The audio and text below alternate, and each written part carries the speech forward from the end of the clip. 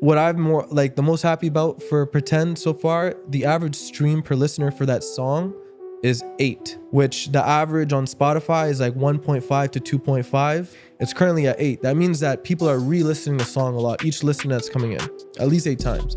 I didn't think it was gonna be a song that actually like got algorithmic pickups so quick as it did with Spotify. The first verse and the second verse of that song, it's actually the same lyrics. It never changed. The only thing I changed was the pitch of my voice.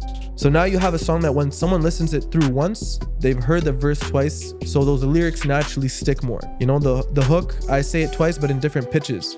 So although there's actually a minimal amount of lyrics in that song, but the way I had the first verse in a lower pitch and the second verse in a higher pitch, it's a completely different approach, and it sticks more because the lyrics are the same.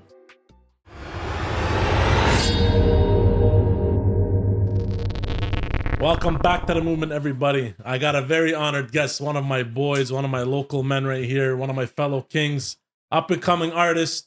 You're gonna see on the top 3 billboards soon, bro. Soon time. That's my guy Shubz. Welcome on the fucking pod, bro. It's a good time. Thank you, bro. Man. Thank you for having me, man. I've been waiting to have you on this since that time I went to your show. I got questions about that show though. Yeah, bro. tell me, bro. Bro, talk to me, man. Yeah. What happened? I didn't. Wallah, honestly, I'll be very honest with you, bro. Mm-hmm. If I didn't know it was your show, and Santino didn't drill it into my head that it was your show, I wouldn't have known it was your show. What happened? They did you dirty. They played your track one time. I'm telling you, on my side of the aisle, none of us understood what was going on. And then out of nowhere, you saw how the DJ just switched. Yeah. So that night, it was definitely so it was my first time having an event where I hosted. You know. Yeah. So we got a nice location too far, you know, great friends with the owners. But Nice guys, yeah. You know, we didn't expect for a lot of things to occur that did. One of them being that we hit capacity very, very early. So Because you're fucking fire, that's why. No, thank you, bro. It's a good problem to have. I'd rather have that problem versus we're underselling. So that's right. But you know, it was a brand new location. So literally till the morning of, the guys were doing construction in the spot. There was a lot of things like we had a plan to showcase the music video for Pretend that day, as something to go, because we released the music video a week later. So we wanted to show everyone that came out the week before the music video as a token of appreciation. Facts. But the day of, the TVs weren't connecting, right? Another thing I noticed. So now it's like, okay, I can't show my music video, but I didn't prep for a set. If I knew that the TVs weren't going to work, then I would have at least prepped a set where I could have done a performance and, you know, like actually perform the song.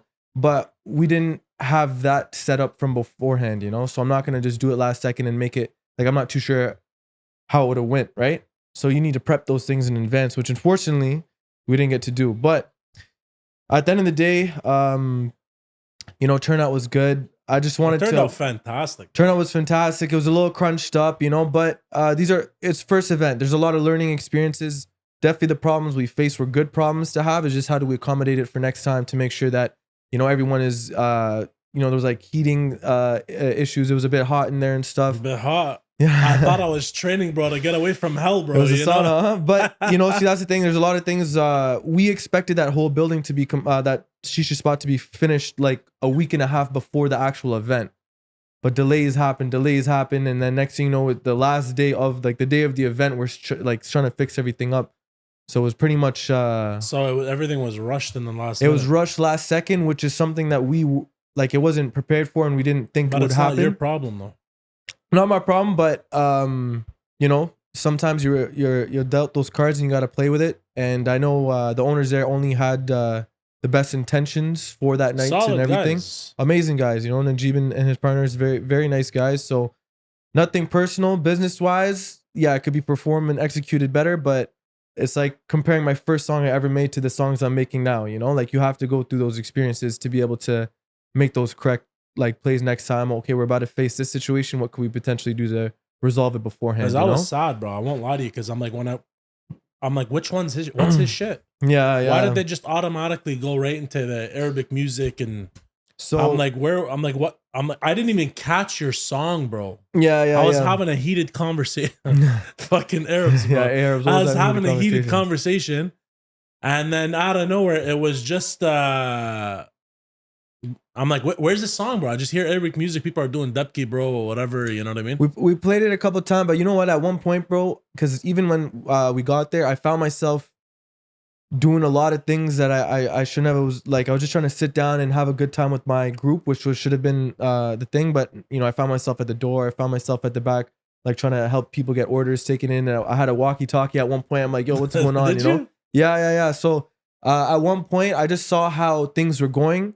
And you know what? I just said, look, I'm gonna sit back. I'm gonna let everyone try to enjoy their night. We had like the seats were full, and we had over Najib told me like 80 people extra that came in at one point. So like it's hard to like manage that sort of crowd in that space, you know, when it comes to taking orders, when it comes to seating, because it's not like it was literally it was crunched up tight, it was bro. crunched, It you was know, like sardines in a can, bro. because you know that Which is good for you, by the way, because honestly, the place was booked out, bro. Yeah. You know, definitely it was definitely a good turnout. And it's just like a lot of music artists will have their single release parties in like say clubs and stuff, right? So you don't have to take accounting for seating. You don't have to take account for, yo, this is a group of 4 or 5 and this group can't sit next to this group. So it's like it's a whole other layer of planning that you need to try to, you know, take care of. So it's like getting all the seating management done. Makes sense. Would you ever do that again then? Or would you only strictly want to do it in clubs and bars or whatever? You know, I'm not a big club guy myself, although it definitely is a scene where I should be. I feel like I have a good community in the shisha community within the city, because that's just like how I've been. I never really went to clubs too much, like unless it was like a couple years ago, but now it's just more of that community. So there is like I feel like I'd better perform in my own environments, you know? And plus it's a new twist, you know? Everyone's having club events, everyone's doing this. I could be that guy that has the 6 shisha events, you know? To be honest, I liked it, bro. You know, so it's you're a gentleman. You're not a party rat or anything like that. You're a gentleman, you know? So I get honestly, headaches, you know? me too, bro. Nah, I'm bro. telling you, me too. Yo, bro, tell me. So I'm not a cigar guy, so yo, bro, please inform me. Okay, first of all, this is the side that goes in here. I already cut it for you. Okay. But you determined that beforehand before you cut it. Yeah. Okay. Let me see this real quick. And you got a bougie lighter. You know what? How about I tell you? Pop the cap out there. How about I tell you? I'm still mad. I had a lighter I got as a gift, but when I went to Dallas, I didn't know. I brought my stogies with me. And then I got stopped by TSA. By the way, it was the crazy experience, bro. I'm Arab. I've never flown to the States before. I hate airports. Okay. Just as much as you should. I swear to God, I agree with you, because I was going to ask you a question about one of your music videos. But when I went to Dallas, I was expecting, you know what? You hear such horror stories. I haven't traveled. I can't say why on camera, but you know what I mean? Yeah. Anyways, I finally was able to leave because I'm moving to the States. Because I'm like, it only makes sense. Let's be very honest. It's going to be one of my questions I'm going to ask you about your music career. But yeah. So I want to go to the States because of podcasting reasons, economy's booming, whatever. However you want to cut it, bro. If it's your flavor, do it. But when I got to the TSA side, the guy pulls out my lighter and he's like, what is this? I'm like, it's a lighter. I open it up and I turn it on. He's like, no, you can't bring this with you, bro. You can't have torch lighters. Well, you couldn't bring the lighter. No, bro, you can't have torch lighters. The torch. Yeah, exactly. Okay. So I'm like, fuck, what do you mean, bro? I'm like, it was a gift, bro. I'm like, yeah, you can't take it away, man, you know? So I tried to get him to put it in his pocket. He told me to go fuck himself. But honestly, that lighter's trash compared to the other one. Yeah, I think lighters is something I actually, it's weird enough. I have an appreciation for it, you know? Lighters? Yeah. There you go. I don't know what it is, but you know, TSA, borders, airports, bro. I went through too many issues at airports and like the border and stuff throughout my life. And it's just like, I won't even play when it comes to those spots, you know? Really? I'll be humble. I'll try to be humble. But shit will still come my way, you know? I'm telling you, I hear this all the time. Give me an example. Because I hear them all the time. I didn't go through shit. I went through Dallas, Chicago. Nobody bothered me, man. You know? It's crazy. Went to Mexico. Funny story. Everyone gets their bags. The whole flight gets their bags. You know me, I'm waiting for my bag on the conveyor belt. And everyone gets their bags on the flight. And my group were going to a resort. Everyone got their bag and they're just waiting on me. They're like, yo, where's your bag? I don't know. So then the conveyor belt stops. 5 minutes later, it turns on and one bag comes out. Yours? My bag. So I'm like, okay, I'm definitely going to get swarmed as soon as I grab this bag because they checked it and, you know, they found some shit that I don't know about. So then I grabbed the bag. Next thing you know, Mexican like police are on me. and they're asking me questions in fucking Spanish, and I don't know how to speak Spanish. I just say, oh, bro, I don't know what you're saying right now. You know, Español. take me where you need to take me, and let's figure it out. You know, deport me out of here. You know. So no, I ended up I brought my hookah. I didn't bring any tobacco, but I brought my hookah. So they were just like investigating on that. And then the worst one, honestly, was when we're going to travel to Morocco for shooting "Don't Let Me Go," that music video.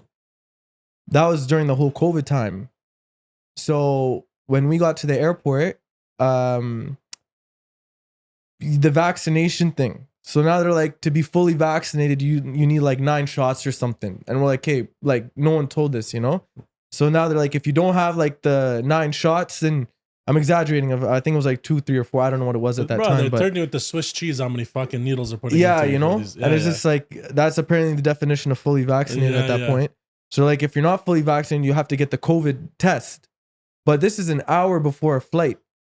So now it's like me. I'm thinking in my head. I'm like, okay, this is pretty fucked up because my flight's in an hour. I'm flying out my videographer to come. We have everything booked and set up. There's a lot on the line right now. You know. They said, yeah, there's a rapid test spot like in the airport, just on the other end. So we have to go there, and then they have to send the results, which take like another hour. So me, I look at the boys. I'm like, because it wasn't just me. It was me and the other guys too. So there was like 3 or 4 of us. So we're like, bro, we book it across the airport. We get the test done. It was like $400. They didn't even like touch my nose. It was like it's just all cap. It was honestly all cap, you know? And then we just go to our flight. And like while we're in our flight, all the guys got a notification. We got like it was good. And then we filled some paper that we're supposed to give in Morocco. They said they're supposed to kick you out. No one checked any paper. So we literally just got scammed, and then we went to Morocco. So, no one cared, eh? No, like, bro, it was like, if you look at it, when they swabbed your nose, they didn't touch shit. And then they give you your test. They said, yeah, you have to provide this to like the people in Morocco, so they let you in. Yeah. No one checked anything. So it was just a waste. And we almost missed our flight because of it. And then, bro, they were fucking bastards at that point, though. Bro, everything just didn't make sense, you know? But I'll tell you something. I was going through your Instagram. And I'm like, you know what? It's crazy that you brought up that "Don't Let Me Go," because that was the last thing I was just watching right now, bro. And I'm like, you know what? This is a fire spot. I'm like, where did he shoot this? And I saw Marrakesh. Yeah. I'm like, you actually went there. So you're traveling to do all these different videos. Bro, I don't think people understand the amount of logistics that must be going into the ship. But the fact that you just said you shot it during COVID, bro, how come you haven't released? Bro, like... Real talk. Your shit's good, bro. No, thank you. I appreciate Honestly, it, bro. Wally, your shit's good, bro. I appreciate it. And I think I take more of an approach on the brand and growing the brand and having a good image to it. I feel like when it comes to music videos, this is how I see it. Everyone doing music videos out here, it's the same thing with cars, jewelry, money, the same thing. And they're paying money to get these rentals and all these things. Why don't you just go somewhere where the natural beauty of the earth enhances the video and it's free? Like, I mean, you fly there, but you don't have to rent anything there like that. Like my whole "Don't Let Me Go" video, ATV or whatever. Yeah, we're gonna go on ATVs regardless of music video or not. Let's just shoot a scene while we're doing it. That's sick. You know, so it's like we go there, we enjoy, and at the same time, while trying to shoot these music videos, we're trying to look for the best locations, right? So now you just get an experience out of it. You don't want to keep doing that. It's not a spliff, bro. Yo, you gotta burn the shit out of it. It's gonna be too harsh. I think I smoked like maybe one cigar my whole life. Really? Not been a cigar guy. I did it at the Lac Lamy lounge there. You know what? The lounge is not bad there though. I thought it was closed though. I stopped going to the lounge years ago. You know what it is? As soon as you start being a casual smoker, man, there's no way you're gonna go there every night and spend $50-$70. This is not bad though. But this takes like how long to smoke? Depends, bro. I think I can do this whole session with maybe one cigar. These are black. I can't say what it is until he fucking sponsors me and starts giving this shit for free. I'm not gonna tell you what it is. And this is the ashtray, huh? Exactly. There you go. I burnt the shit out of it. Huh? That's okay, bro. To be honest, the best way to do it is you let it just kind of build up a little bit. Because what happens, it acts like an insulator, so it keeps the heat nice. Okay. That's why I said stop burning it, because it's gonna be disgusting. I get it. But how was that trip to Marrakesh, bro? Because I was supposed to do a layover in Casablanca. Okay, yeah. But I'm like, fuck, I kind of wanted to do it, but my mom didn't want to do it. I was taking her to get her teeth done. You did in But Morocco? No, we went to Turkey, bro. Okay, of course. Yeah, Went yeah, to yeah. Turkey. I had a fucking. Oh, the layover was in. I had the worst time of my fucking life, bro. Where in Turkey? Oh my god, man! I'll tell you that story in a second, man. But I really want to know about Marrakech because I was thinking about Morocco. Yo, Morocco is very beautiful, you know, and it's a place where you can see many different levels of life and different perspectives. You know, it's like out here, you know, you see kids like 8, 7-year-olds in school and coloring books and stuff. Over there, you see kids selling tissue on the side of the road. Facts. You know, but that's not all parts. Of course, Morocco is very, especially Marrakech is very like old school. There's a lot of like old like buildings and temples and castles and all these different things. You know. Yeah. But overall, honestly, we went at a very bad time, like in the middle of the summer when it was like 45, 50 degrees. I was gonna say, bro, it must be boiling hot. It's desert. Oh, boiling hot, you know. But let's be honest, India gets hot fucking too, you know. Yeah, India gets hot. I mean, depends. They actually get snow in a lot of places. Do they? Yeah, in India. Really? Yeah, more northern in like Punjab and stuff. They get snow. Where are you from? Punjab. Yeah, Jalandhar. Okay, so you're in the north too. Yeah, Okay. more northern. Yeah. So, yeah, is it a trip I recommend anyone to go on to Morocco? 100%. I feel like and each city is like different. You have like Marrakech, which is more southern, very nice culturally. Then you go more north, you get Casa. Then you go more north, you get Rabat, and then you go more north to the northern part where it's like Tanger, which is like it's like a Miami, a cultured Miami. Really? It's yeah very, and it's fire. you could take a 45-minute ferry into Spain, which is what we did. So it's the most northern point, like in Africa at that point, and you go straight into Spain from there. 45-minute ferry. So you have a lot of Spanish people that are actually in that speak Spanish in Tanger. I think anybody that watched Top Boy would know that the Spain Moroccans they do business together. And some other kind of business. I messaged that guy once. What was his name? Who's Sully? Not Shane. Sully. The guy that looks like you from Morocco. The Moroccan guy. Was he Moroccan? With the beard. Hold on, the guy that was supposed to act like he was the boss, but the actual boss was the guy that was sitting down in the chair, clean shaven. Yeah. I don't remember his name. I know who you're talking about. He got killed, right? He was a yeah. Everyone got offed in that show. Yeah. That show was just about getting everyone dying. Bro, what they did to Jamie in the end, bro, that was crazy, man. Yeah, for sure. But I'm like, yo, you're a bitch too, bro. You killed your own best friend. But friend. who do you think killed Sully? I didn't watch the new season, bro. What do you think killed Sully? You didn't watch the last season? Man. No, I haven't watched the next season yet, bro. I think it was Deshane, but no. Chill, bro. Take it easy. Take it easy. We'll leave that conversation for another time. If you watched it, don't spoil this for me, bro. I was watching Top Boy the first time it came around. Like years ago. Exactly. Before the revamp. Exactly. Yeah. And then Drake came around and bro, Drake's incredible, man. That guy's versatile, bro. I'll give it to him. He got the Top Boys going on and the London Boys going on. I'm like, it was an amazing show. I liked it even before. And then when they did the revamp, bro, honestly, banger. This is a guy, Drake, that no matter what he puts his name behind, it's gonna go, you know? And things, of course, that even is supposed to derail your career enhances his career. It's crazy, bro. You know? Yeah, bro, he's the GOAT, man. You can't, you know, like that's just GOAT status. So then why hip hop, bro? What happened one day you're sitting down? Give me that scenario. What did you draw in your brain that day? You're like, you know, I'm going to make music. When did you realize you had a nice voice? I have a fucking terrible voice, bro. I didn't even have a nice voice for many of the years I was like writing music, you know, like I started writing in high school. I think it was just, I was always into like listening to music. I played a lot of sports growing up. So naturally, before games, pre-game, I would listen to a lot of music to hype me up. Like I played football for like 10 years. Guy? Yeah. I Nice, played football. Bro. What position? Played all around, but mostly like halfback, safety. Okay. You know, just we're boys. Football's fun, bro. I feel like linebacker. That's why. You're a linebacker. Yeah. Okay. Out here. Yeah. I only played school. I only played because I was getting kicked out of school, bro. Because my attendance record was so bad, bro. Teacher came up to me. He's like, bro, you're jacked, man. Just go play football. Just participate in something. Do something, man. Do something. Give you a reason to show up, you know? I was a gamer, bro, to be very honest. What'd you play? What, video games? Yeah. Bro, I used to play this game called Ragnarok, bro. Huh? It's like a World of Warcraft shit. I was a nerd back in the days. Oh, like one of those like computer games? There you go. That's crazy. Yeah. So I used to play Counter-Strike and I used to play that other game, bro. Fuck. But I was on Call of Duty.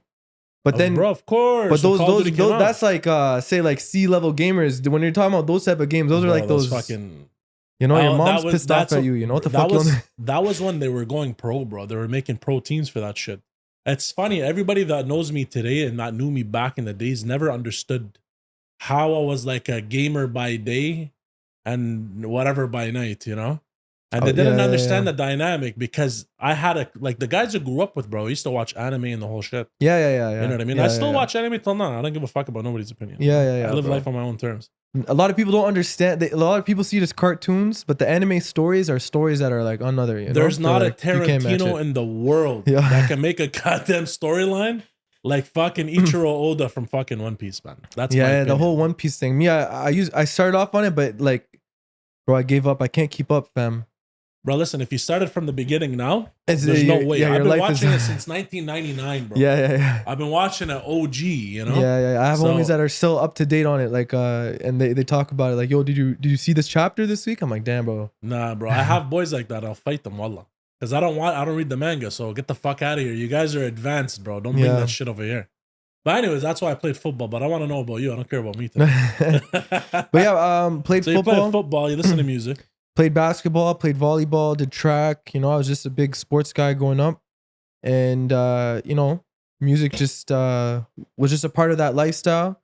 And, you know, naturally in high school, like for some reason, I just wanted to write, you know, I just wanted to become an artist. Who inspired that though? Like, what were you listening to at that time that been like, yo, I want What was I listening to around that period? You know, a lot of Lil Wayne, 50 Cent. Carter. Okay. Akon was probably one of my biggest influences for sure. Yo, he was classic. He hopped on any hook, any like his hooks from like 2005 to 2010, like every single one of them was killing. 100%. You know? T-Pain, and The Game. You know, that realm of artists. You were a Game fan? Yeah, I like The Game, you know. The documentary, very, you know, I still feel like that was the 50 Cent Game situation. If that never occurred, like what they could have potentially created and reached would have been like insane, you know? I wonder, bro. Because I still feel like they never reached their peak in their collaboration. No, not at all, bro. Not at all. But yeah, man, politics, you know, pride, ego always gets in the way, you know? Fuck, that was tough, bro. Because do you remember at some point during that era, even the fans were split in two? Either one side was G Unit and the other one was fucking Black Wall Street. You know what I mean? Everyone was just like, fuck G Unit, and then the other ones are G. Imagine you and me, we're not homies anymore, and then our people fall to get in fights because of it. That's crazy. I know, bro. Honestly, I think they're a great duo. I'm pretty sure they're good now, but like they're not like on let's make a music. They're grown ass man. They should though. I don't think it'd be the same anymore. The era is done. I don't know, man. 50 Cent still puts out, bro. What's that track he came out with? NLE Choppa, bro. Just Part of the Game. I think it was called Part of the Game. Really recently? I don't think I heard that. I think it was a year or two ago, bro. I don't know. I still like that genre of music. Sure, you can listen to the new shit that comes out too. But I grew up on the Locks and all these other guys, you know? Yeah. How old are you, by the way? I just turned 26. Like actually that night. The night of the event was my birthday. It was my birthday as well. Fucking belated birthday. So no, love. So I made a whack ass comment. I'm like, yo, you Bengali too? You're like, nah, man, I'm Indian. I'm like, bro, I don't know, man. He came with the Brown Boys. Yeah. I know all the Brown Boys. You know? Yeah. How do you know those guys, by the way? How'd you meet Santino, bro? Santino, I met so my friend Nabil. Do you know Nabil? Which one? Nabil Parvez. He's actually a good friend of where's he from? He's Bengali as well. But he had his I don't know if this is information I can speak of.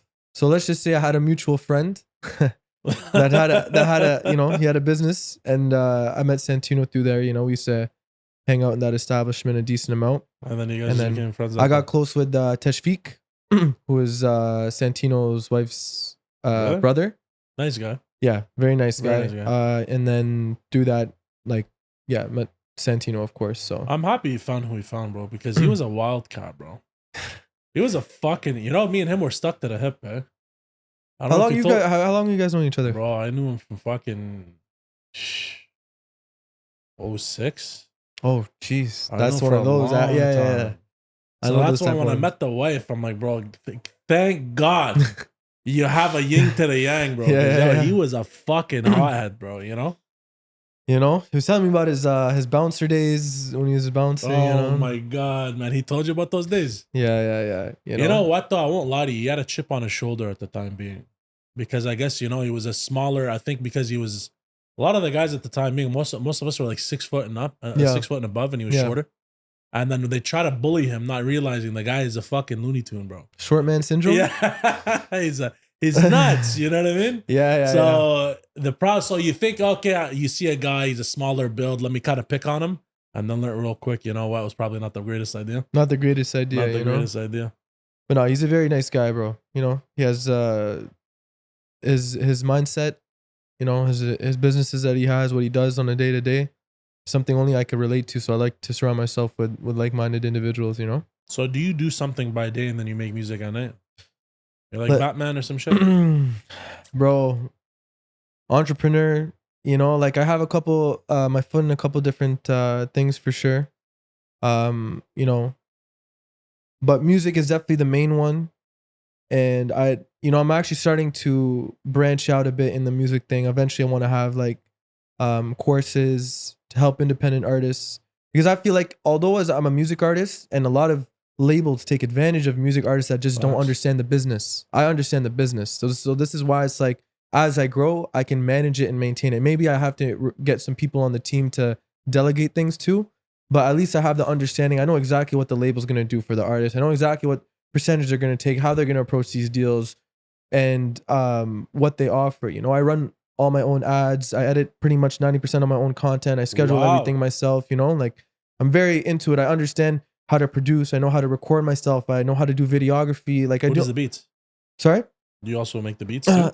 So I haven't made a beat myself that I went on.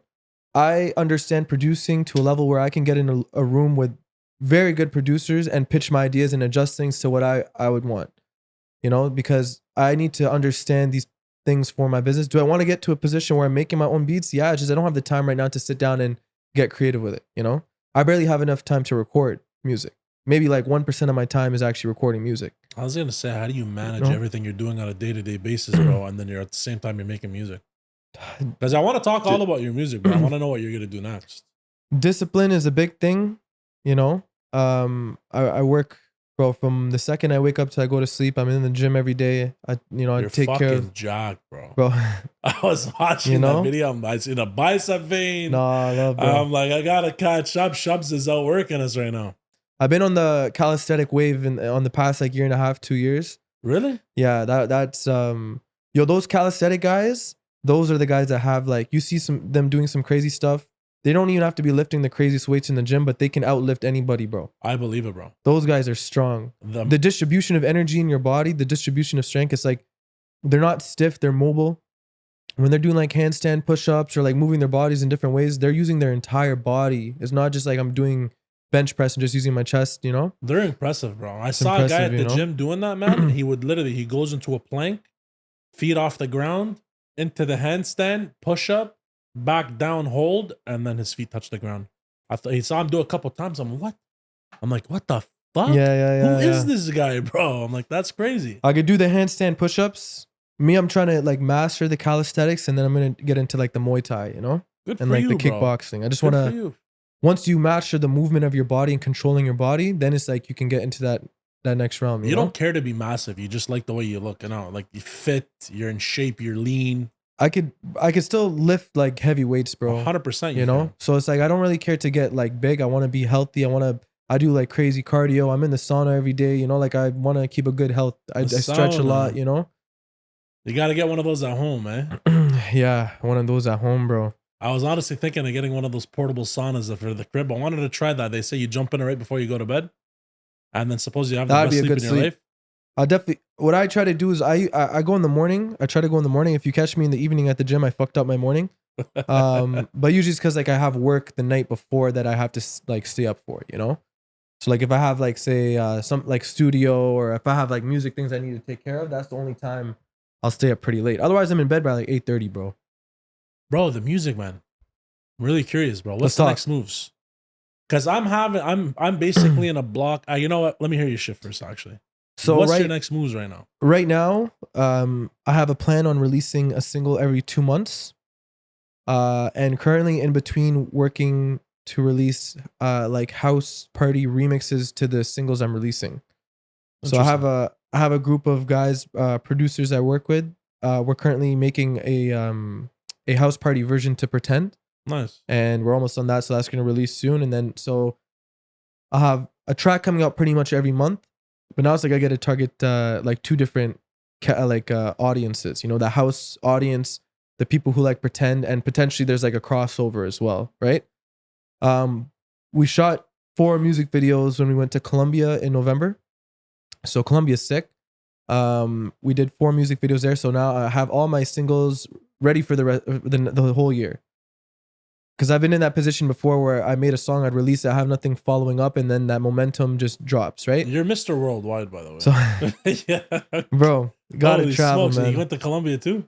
Colombia, we went like 2-3 months ago. Colombia's beautiful. Medellin, beautiful, bro.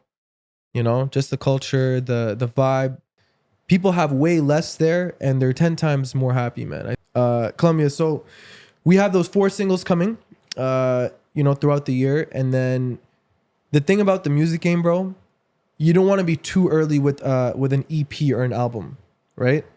I wouldn't even suggest someone trying to plan it out as in, oh, I'm going to drop it then, until they have some sort of traction or momentum.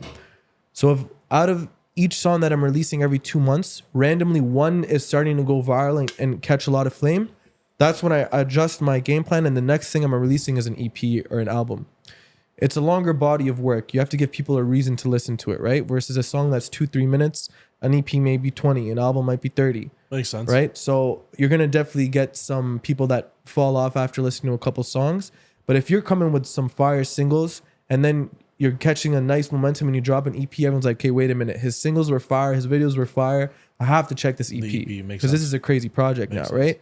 So even that EP, I'm pretty much like halfway done even making that. Really? When I release it, it'll just depend on when something just goes crazy, right? But this is like, you really have to think in advance on these things. You're at 17,000 streams now? It's at 30. So last week it went up. Jumped, and that's amazing, this past bro. week the streams went up the most, you know? That's amazing. That's love. You know, so it's and what I'm more like the most happy about for Pretend so far, the average stream per listener for that song is 8. Really? Which the average on Spotify is like 1.5 to 2.5. Above average is above 3. Above excellent. Like excellent is above 3.5. It's currently at 8. That means that people are re-listening the song a lot. Each listener that's coming in, that's at least 8 times. So that's when and the song Pretend, it's funny.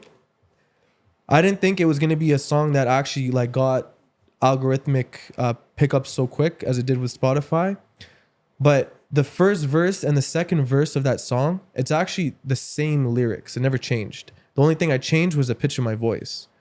So now you have a song that when someone listens it through once, they've heard the verse twice, so those lyrics naturally stick more. That's right. You know, the hook, I say it twice, but in different pitches. So although there's actually a minimal amount of lyrics in that song, but the way I had the first verse in a lower pitch and the second verse in a higher pitch, it's a completely different approach, and it sticks more because the lyrics are the same.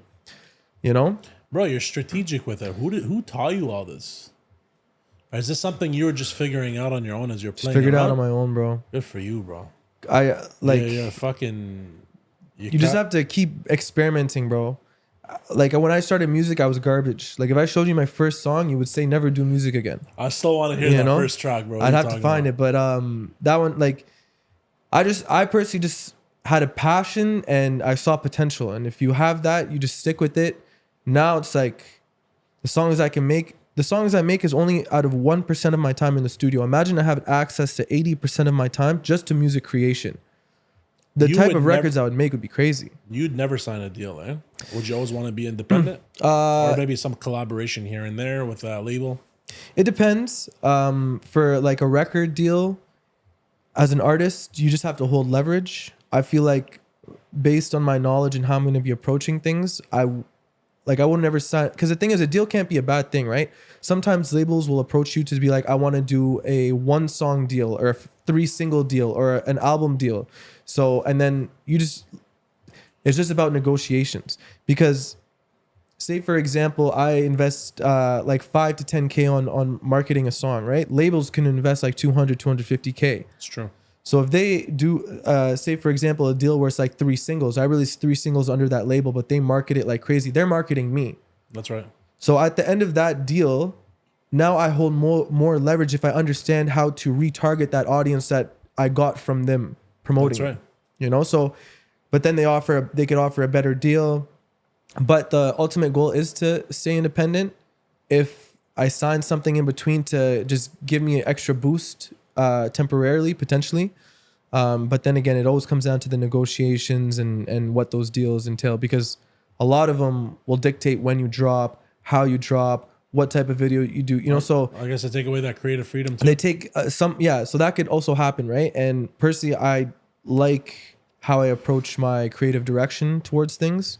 So that's something that, you know, I don't, unless they give me just full control over that, then I don't know if that's something I would even be open or willing to do, you know? So who would you say like your top 5s are? For artist wise? Yeah. Obviously it can change on a day to day or a month to month or year to year, but right now, would you say is one of your favorites? That's a Canadian artist for now. Forever Friday. I don't know if you ever heard him. No. He's really nice. I think he's from Edmonton actually. Oh, yeah? But he's done a song with like Lil Baby. He's come up fairly well. What else? Forever Friday, Kofi. Kofi's from Toronto. He's actually playing professional volleyball overseas somewhere now and making music at the same time, but he's signed with Red Bull. He's very good. I'd give my man Tory for sure. I fucking love Tory Lanez, bro. You know, the one thing that inspired me the most to make because a lot of my songs I make just freestyle, right? The one thing that inspires me is watching Tory Lanez live in the studio, his Instagram lives. You can rewatch him on YouTube. He just goes in the booth and he makes just hits, bro. He's just vibing and makes hits. And like when I see that, bro, I go and like, he's definitely very inspirational. His flows, his talent. He can sing. He can rap. An incredible singer. You know, we brought him down to Ottawa. I think it was 2008 or 2009, bro. Oh, yeah? When he was, I think that's when he released Mr. Peterson. I've been a fan of him for a long time, bro. He performed that Addiction. It wasn't anything crazy at the time being. It was way early in his career, bro. That's the old name, Addiction. I feel like I remember that. Yeah, it was a club back in the days and got no side. Yeah, okay, yeah. Anyways, continue. So, Tory, who else do I listen to? Canadian artists? I'm guessing Drake. Drake, I think, is just like known though, you know? I think that's just like, he's just goated. I personally like old school Drake. Like, what's that one? October's Very Own and shit? Was that the one with his face in the blue sky on the cover? No, I think that was the Halloween one. October's Very Own. I don't remember that. No, I don't remember which one that would be. But like Pound Cake. Pound Cake was a good From one. Time. Like those type of that era of music from Drake. Party Next Door is very good. You know, there was So they're all from Toronto, bro. I feel like I'm trying to get to this one thing, or how you gonna maneuver it in Ottawa when a lot of them are doing it outside of Ottawa. So that's my question to you: is what's your plans in terms of demographic? Let's be very honest. It's fucking hard here, bro. if you can make it from the city, you can make it out anywhere. I'll just say that for sure. Damn fact. You know, it's a very political city, Ottawa. So the city itself doesn't want to delegate many resources and funding to entertainment overall. This goes for like dancing, painting, arts, anything, because they want to maintain that political city image as it's the nation's capital. Yeah, exactly. Right?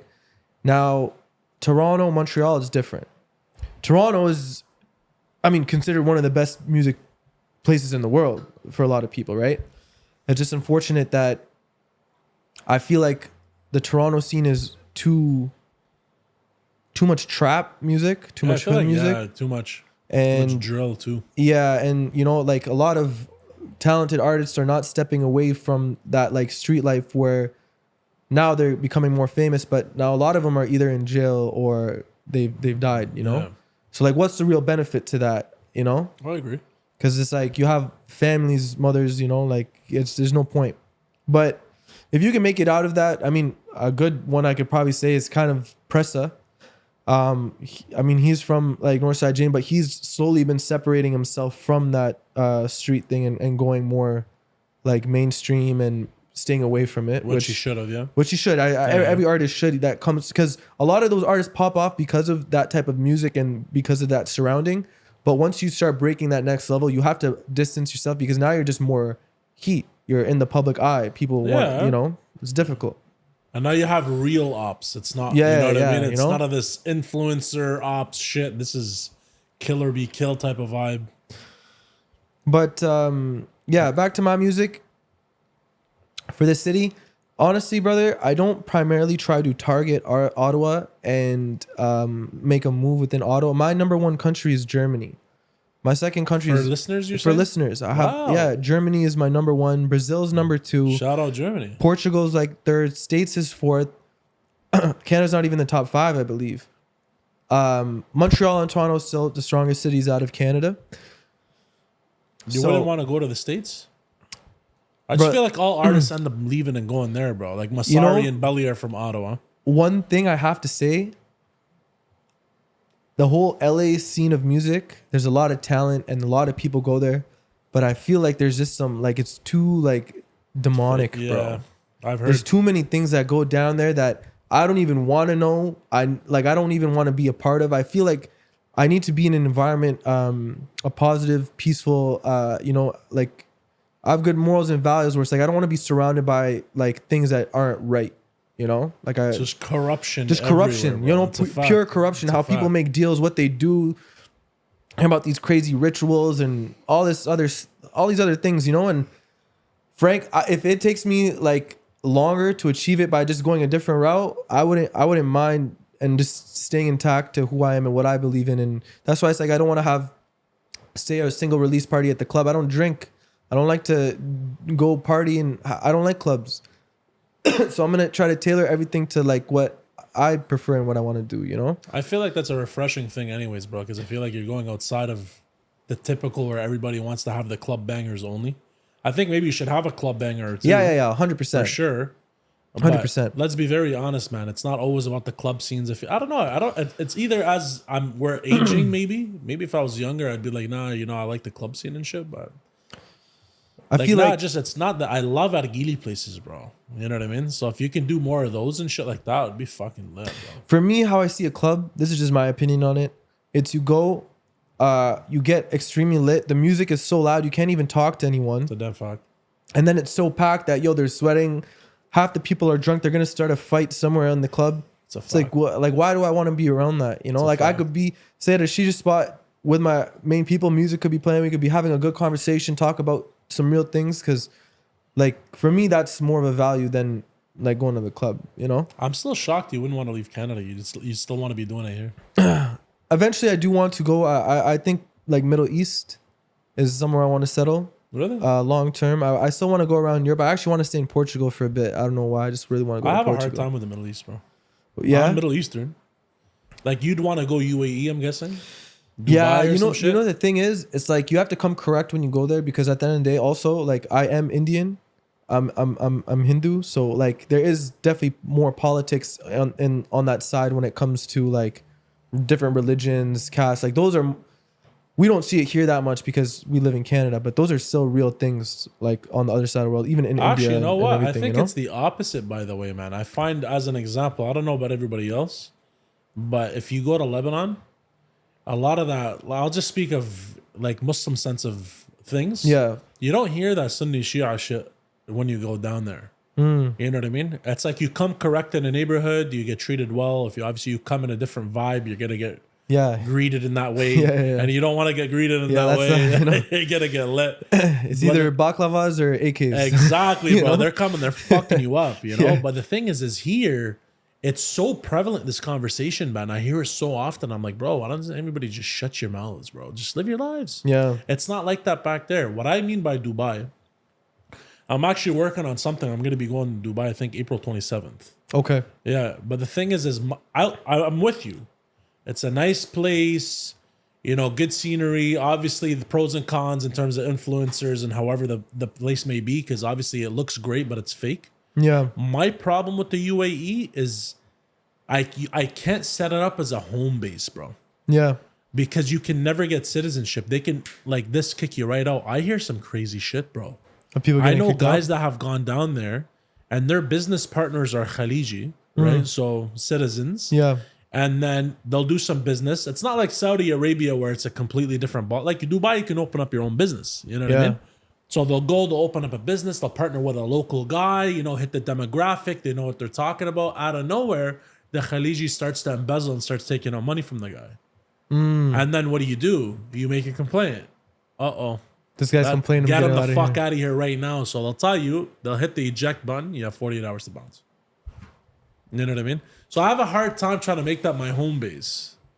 Yeah. No, Portugal and shit, great. You know what I mean? You can definitely do that. Europe is definitely a spot where, like, Portugal would be nice. I think what I want to do, because here's the thing about music is, like, there's so many different places you can go to get different types of, like, inspiration and influence to create records. So it's like, while I travel, I get, like, inspiration. And when I go back to the studio, I'm able to create things that maybe I wouldn't have created because I didn't go to these different places. Makes sense. So now if I'm staying at, like, a couple months at a time in Portugal or Germany or some different places and just like try to go there on a creative tip, I can make content, I can make music, I can do a lot of things. Like, it actually plays in benefit to what I'm trying to do. Settling wise, I don't think I'd be comfortable staying long term in Canada when it comes to, say, raising kids. It would be something that I would just have to find another solution. Yeah, I'm with you on that, bro. I got two of them, man. I'm trying to get the fuck out of here. How old are they? My oldest is 3. Yeah. I have a newborn that's almost 5 months. Congrats, bro. Congrats. Thanks, Habibi. That's I amazing, appreciate bro. it, How's that? The best, man. I go home. The oldest, as soon as I have the automatic door lock, so as soon as you hear it, it does that turning. He starts screaming, "Baba, Baba!" Yeah. We have a great time. They only want to see dad when I'm around. They only want to see dad, bro. Yeah. So it's amazing, bro. It's a very big contrast because when you go home, I'm like you, bro. I'm a hustler. Yeah. I've been out here my whole life. I have big aspirations. And then when you go home and you look at both of them, you're like, you know what? I already knew what I was doing it for before, but it really solidifies as soon as you walk in that door and you're like, listen, I don't want to spoil them though. It's a different purpose, bro. Yeah. But you move on a different purpose now. Exactly. So you see them and you're like, listen, I'm doing it for you. Yeah. So you're sacrificing everything that you want to do. Because let's be honest, if we wanted to be selfish as men, bro, we'd be living lavish lives. Oh, we could definitely be living lavish, So you're doing it for the family. So it's a completely different vibe, bro. It's beautiful, man. It's stressful at times. I recommend anybody that likes kids and wants to have kids, have a family. Have a family. Be honest, are they annoying like the first couple years? Oh, fuck, unbelievable, bro. Unbelievable. I love my kids. Sometimes you're like, bro, just give me a break. Get the fuck away from me, man. The night with the boys here and there. Oh, my God. But you know what? My wife is solid, though. You know what I mean? So on the end of the day, plus my parents are very active. Very, very active. My mom lives her whole life for her grandkids. Yeah. You know what I mean? You know how traditional... Yeah. You know, we're very similar, bro, you know? Me, I'm already relying on my mother, although I don't have no kids yet, Like, I know if, I can't do it. My mom will never say no. Yeah. She'll how the fuck did she take this whole thing? Mom, I want to be a music artist. I grew up with your type, bro. Normally, that's not big no-no. It's a big no-no, My best friends were my neighbors. Smappertap, Ajapal, bro. I grew up with you guys, We're I think... and all the other shit. Yeah. I think it wasn't, of course, taken well at first. It was just more of like a disappointment. And it was just more me... a large reason on why I go so hard on doing what I do as well is because I also want to prove to my parents that, I'm doing it on a serious, positive, humble note. And I'm not going down that negative route that's associated with the music, Which is what drugs, girls... The drugs, the parties, the girls, the turn up, which is... fairly present in that scene, which is I think why they're worried the most, especially my mother. But once she sees, I'm in the gym every day, I'm working every day, I'm just on my laptop, I'm doing things like that, she's more supportive. She's definitely 100% supportive of what I do. She's watching my videos. That's she's amazing, bro. She's every single day I go home and she's like, whenever I see her, she has my music video playing on her phone. Really? On YouTube. She's like, I'm running up the views all day long, 24 hours a day. She's running it up. Mother, man. Bro, crazy, And, I'm trying to tell her, I'm like, YouTube's only like 1/20th of like the whole business, but like for them, they don't have Spotify, they don't have Apple Music, they don't have like all those things. It's just very like cute and nice to see, and to see like, you know, I appreciate them for them accepting what I'm trying to do, because you know how it is with fob parents and immigrant parents. Like, it's a no-go. A lot of people get kicked out. A lot of people get disowned. Disowned for going against the grain. And the one thing is, you can never blame them. They always have their best, like the best intentions for you. When they're back home, when they're a kid, from like the age of 10, their whole plan is laid out for them for their whole life. It's facts. For my mom, it's, yo, we're going to find you someone to marry at 18, 19. You're going to go with them to Canada. You're going to get a family. They're going to go to school. That's already laid out from like when they're kids. It's true. So imagine hearing that every single day for years and years, and then coming here and then your kids say, yo, I'm going to just switch up and do something else. For them, it's like, yo, their whole life purpose of what they were supposed to do from their parents changed as well, you know? So this is a big, obviously, culture shock. It's a culture shock. It's different, you know?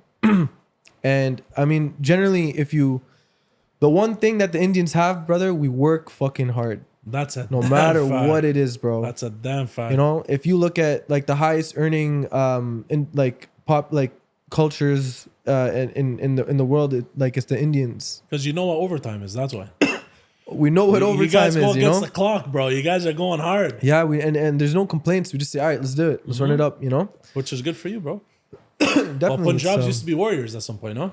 I guess they continued in the economic form of warriorship. You know what I mean? So, you know, and the thing is with Indians, they focus on work more and their health less. You know, a lot of the diets, vegetarian, carb-based diets. So naturally you get like the skinny fat Indians is what they call them. You know, which I was at one point myself growing up, but I had to switch that up. Your food's fire though, man. I love your food, but it does not like me at all. Too spicy, huh? Oh my God, my stomach doesn't settle with. Bro, lebs are fucking lemon and herbs, you know what I mean? Throw in that curry, bro, and the spice, over. Spice is, I have a crazy spice tolerance, bro. I shouldn't, you know what's crazy? I'll tell you a story. I told you, I grew up with your kind, you know what I mean? Yeah. My best friends were Indians. I go for a barbecue. The mother comes to my door. Remember, we're neighbors. And she's like, oh, my name is Yusuf, right? Oh, bro, Yusuf, come over. We're having a barbecue. I get there. I'm all excited because you guys cook amazing food, you know? Yeah. So she made like, you know, whatever, chicken and the whole shebang. But she also made burgers. Okay.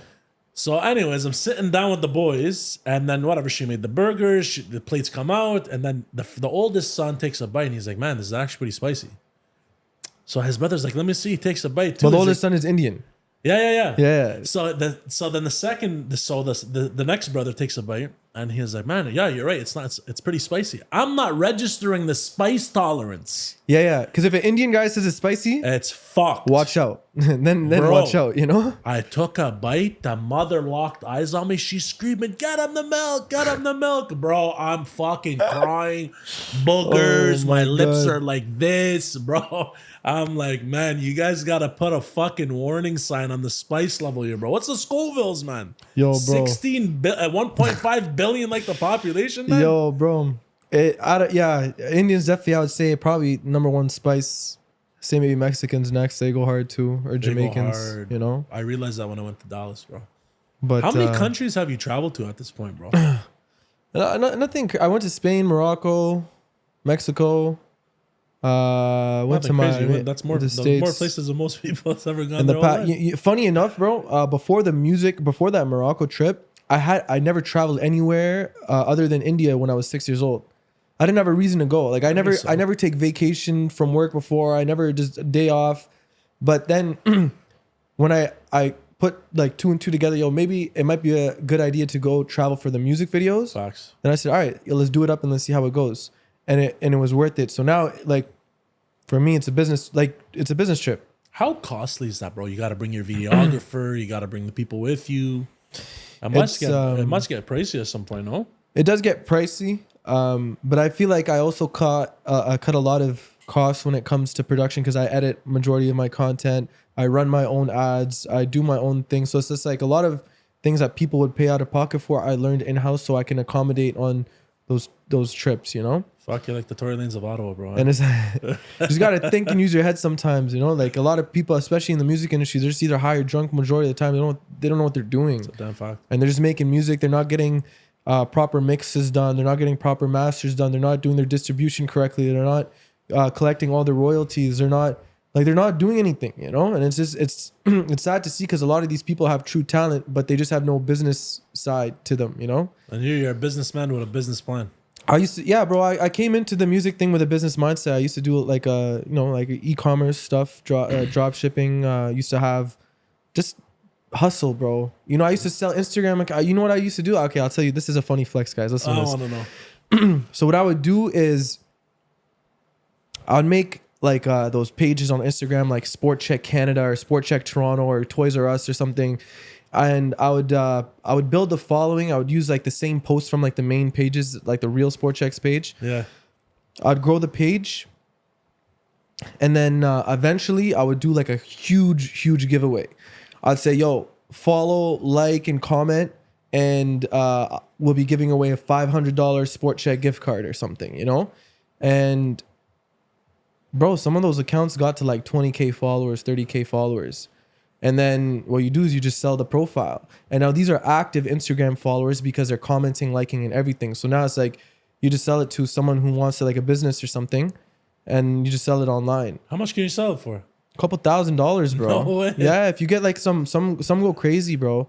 And that was just like a little thing. Yeah, it's just like you just find ways to hustle and make money sometimes online and just do some things, you know. Man. Just selling accounts, that was a little funny flex. So you've been online. Been online, bro. Like services online to offer people, like, bro, Fiverr, music reviews, like just a bunch of different things, bro.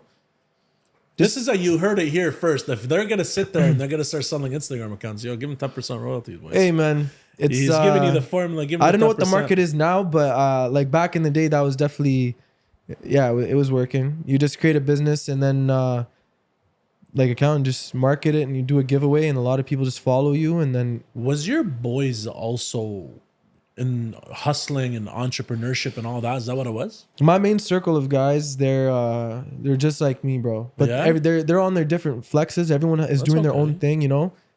Some in jewelry, some in forex, some in like other real estate stuff. But everyone is just hustling, you know. So when we get together, it's just like we pick each other's brain to a point where it's like we can leave that room and everyone can just elevate their own business, you know. You've literally said exactly how any entrepreneur should be doing it. Having a band of brothers that are trying to achieve the same end result and then pooling in the knowledge and information and just growing each other, bro. That's amazing, man. Because everyone's doing something different, so everyone has different knowledge bases and expertise in different fields. Damn far. And collectively it's to end up at the same destination, you know. And it's just it's a nice room to be in. We're all hitting the gym, we're all working, we're all grinding, and it's a blessing to have. And that's what's definitely something that I feel like a lot of people need and a lot of people don't have, or they're not trying to put in an effort to try to obtain. They're trying to do everything yourself, but It's a damn fact. 4 heads are better than one. Mm-hmm. You know. It's a truth. And a lot of people have to understand, just put your pride and ego aside, and it's like, yeah, you get in a room with 3 other guys that are down for the same mission, just work with each other, you know. It doesn't have to be That's for the a purpose damn of fact. like, oh, you made a million today, I made 30K. I'm just as happy as I would have made the M and you made the 30K the next day, you know. Like if you, and that's what, you know, I'm grateful to have with a couple people. You always know? got to keep those band of brothers, bro. Yeah, bro, And for let's sure. be honest, man. You know what? I understand a lot of people are looking for love and all the other stuff. Hey, you do what you got to do, man. You know, people want to get married, do what you got to do. You want a relationship, do what you got to do. But there's not a woman in the world, I don't give a fuck what anybody tells you. There's not a woman in the world that can replace the feeling that you get when With the you're with boys. your boys, bro. I don't 100%. care what nobody 100%, says. 100%, bro. It's a whole different ball game, you know what It I is, mean? you know. And like I feel like a lot of women they take that in a negative view, and you know, they go, oh, you're just with the guys, or you just want to be the guys, like, am I not fun enough, or am I but it's just like there's some that actually just understand it and allow it, and they want you to have that time with the boys because they understand that you strive better and you'll come and you'd want to come home to them, and you know, that's like the environment that should be brought upon, you know, because I feel like we can't go too much deeper into these type of conversations because there's a lot of debates I that can't will go stand on. this You know, fucking cancel culture shit. yeah, anymore, bro. You know, it's honestly it's overboard. this cancel thing is dangerous. You know, and like. I get what you're saying. Be strategic with what you're saying, bro. But when you're with your boys, it's a whole different fucking conversation. Bro, you know, as said, there's a lot of things you're best doing alone. There's a lot of things you're best doing with your boys. There's a lot of best things you could do with your woman, and you have to. Everyone just needs to understand their place and just respect it and not feel, you know. That's a big. Get You know out of what? hand. I'm gonna say it because I don't care however anybody takes it. If you're gonna find a woman, you have to understand that woman as a portrayal of you. And at the same time, a woman and a man ain't a project, bro. If I'm coming to you, I'm coming to you complete as a person the same way I am. 100%. You can always grow together. Yeah. You can always build together. But I'm not a fucking project, bro. Listen, I'm not a car. You're going to come and tune me up and you're going to do whatever. And the end of the day, however you want to live your life, you're going to end up living your life. And the end of the day, I can take you to the water, but I can't make you drink. But at the same time, let's be honest. Our lifestyle isn't for everybody, just like their lifestyle isn't for everybody else. So for my woman, as an example, when she met me, I truly believe that it takes a village to raise a family, bro. You know what I mean? So when I met my wife, I still have the same band of brothers. And I was with them all the time. My guys, just like you say, from 06, my guys from 05, 06. Yeah, same, bro. Same circle, bro. One of my closest is from 1992, bro. I still have the fucking picture of him cutting my cake, and that motherfucker thought he was going to take my piece, and he never took that piece, bro. 92, but he's huh? still my brother till this day. He lives in Lebanon now. I still talk to him every day. Amazing, bro. But the thing is when I met my wife, this is what most men have to understand. You don't have to sacrifice your life and just cut everybody off. The whole I gotta cut off my people to be with my girl, it doesn't work, bro. It's not supposed to happen. Because men, it takes a village to raise a family, bro. Yeah. So in the end of the day, let's say even if you get married to that woman and you cut off all your boys, who's showing up when you give birth and you have a child? 100%, man. Who's gonna be his uncle, bro? When I had my first kid, bro, it was the funniest conversation because I was literally in a fucking room with all the boys and they started laughing, being like, man, you know what? I feel bad for whoever plays with your son, like fucks around with your kid because you got some fucked up uncles, bro. And that's how it should be, man. Definitely, bro. Definitely. So you know? people having that whole mindset of I gotta cut everybody off and my whole dedication is to my wife. You got a life outside that. Yeah, bro. You got to be able to live both. And your wife has to support you the same way you support your woman, bro. Exactly, 100%. It goes both ways. And as stated, you know, like that band of brothers that you have, when you have a woman, those are the guys that in situations you're going to need them, that, you know, your woman won't be able to do certain things. You're going to need your woman to do certain things that the guys can't do. And it's like, it's supposed to work in harmony, you know? And a lot of people are fighting for like, oh no, I want this position in your life. I want it. And it's just like, you know, me, I understand, like, if my boy has a girl and he needs, like, say, some, like, emotional comfort, whatever the case he's going through, I don't expect him to come to me for that. If he wants to go to his woman, for sure, I'm not going to cry about that, you know? I think that's the worst. Never vent your problems to your girl, bro. Holy fuck. Bro, yeah. I won't lie to you, man. I would, even whenever I do, I end up realizing my wife ends up shutting down because she realizes my problems are too large for her. So she doesn't even know how to maneuver in my own problem, you know? Sometimes when it's funny, the problems that come, they're talking about like, oh, makeup or this problem they're experiencing in the kitchen or at work. And it's just like, I mean, I'm like, damn, I'm trying to take over the world and we're this mascara, that one, they're debating on which one for 30 minutes, you know? It's just like, it's a four, this, Mac, you know? And you're like, bro, I can't even care. I still don't know what it is. It looks good, babe. It's great. Dude. Whatever you're doing is working, you know? That's a fact, man. That's a fact. But no, you know, but that's what it is. There's no complaints. I'd rather it like that. I'd rather, you know, my woman have problems about makeup versus the problems that we go through, you know? Like, that's just what it is. It is what it is, bro. You know what? My wife, that whole misogyny shit, I feel like it gets misconstrued in the end. Sure, you know, some of it could be some misogyny, but I think it gets misconstrued where everything is just a massive attack on masculinity. Mm-hmm. You know what I mean? As if the world has never worked before and this new era is what has always worked for everybody else. Like, come on, give me a break, man. It's definitely gotten too far, you know, in my 100%, man. You know what? I believe everything in moderation. Except your music, bro. You know what? I'll tell you right now, honestly. I was listening to I was driving last night. I was going to meet some of the guys talk shop. And then I started playing I was playing Pretend, bro. I won't lie to you. I kept replaying that the Don't Go video. Yeah. I won't lie to you. I'm excited to see that one, man. Yo, your music is fire, bro. No, I thank you, bro. truly believe, no joke, honestly, you're gonna make it very far in the industry. No, thank you, bro. Wallah. Thank you. I appreciate Like, it, I bro. actually love your stuff, man. I hope you continue going, man. I'm gonna don't continue, stop, bro. bro. Yeah. There's no. Don't get that fucking creative burnout. Don't start doing that. No, bro. You know, you develop that mindset where it's like, yo, I'm just gonna keep doing it until it works. There's no time frame. I didn't put a timeline on this. I'm just gonna keep doing it. It's for the rest of your life. Just keep doing it. It's gonna go.